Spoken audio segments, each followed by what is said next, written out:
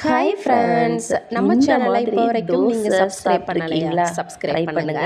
தோசை எப்படி பண்ணுறதுன்னு பார்க்கலாம். இது மாதிரி 3 டேஸ்ட்டில் ஒரு தோசையை நீங்கள் சாப்பிட்டுருக்கவே மாட்டீங்க. ட்ரை பண்ணுங்க. நைஸாக சூடானதும் ஒரு 3 கரண்டி மாவு சேர்த்துட்டு அதை அப்படியே நம்ம விரிச்சு விட்டுறலாம். அதுக்கப்புறம் குட்டி குட்டியாக கட் வெங்காயத்தை ஆட் பண்ணிக்கலாம். அதுக்கப்புறம் குட்டி குட்டியாக கட் பண்ண அதுக்கப்புறம் குட்டியாக கட் பண்ணி வச்சிருக்கிற கறிவேப்பிலை சேர்த்துலாம். அது கூட கொஞ்சமா ஆட் பண்ணிக்கலாம்.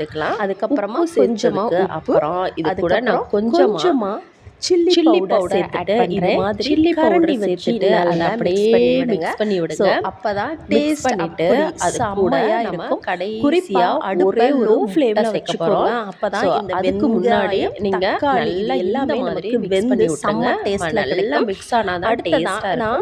ஒரே ஒரு முட்டையை இது கூட சேர்த்துக்கிறேன். மட்டும் இது கூட செம்மையா இருக்குல்ல. பாக்கும்போதே எப்படி இருக்கு செம்மையா. அதுக்கப்புறம் கொஞ்சமா பெப்பர் பொடி பண்ணதுக்கு அப்புறம் கொஞ்சமா நம்ம பெப்பர் பொடி நல்லா மிக்ஸ் பண்ணி விடுங்க. திரும்பியுமே நீங்க அப்படி நல்லா மிக்ஸ் பண்ணி விட்டுருங்க. பாத்தீங்களா, அப்படியே தோசை ஃபுல்லாவே நல்லா பரவணும்.